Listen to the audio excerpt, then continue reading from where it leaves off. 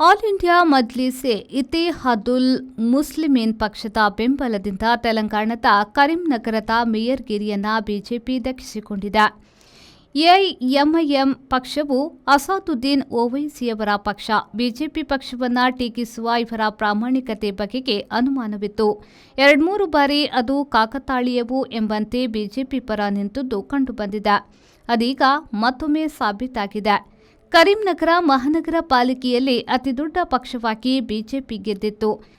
ಹೆಚ್ಚು Muslim ಮತದಾರರಿರುವ Karimnagar BJP ಹೆಚ್ಚು ಸ್ಥಾನ ಪಡೆಯಲು ಕೂಡ ಎಐಎಂಐಎಂ ಕಾರಣ ಎನ್ನಲಾಗಿದೆ. ಕಾಂಗ್ರೆಸ್ ಬಿಆರ್ಎಸ್ ಪಕ್ಷಕ್ಕೆ ಬೀಳುವ ಮುಸ್ಲಿಂ ಮತಗಳನ್ನು ಅಸಾದುದ್ದೀನ್ ಓವೈಸಿ ಪಕ್ಷವು ಒಡೆದುದರಿಂದ ಬಿಜೆಪಿಯಲ್ಲಿ ಹೆಚ್ಚು ಸ್ಥಾನಗಳನ್ನು ಗೆದ್ದಿತು ಎಂದು ವಿಮರ್ಶಿಸಲಾಗಿದೆ.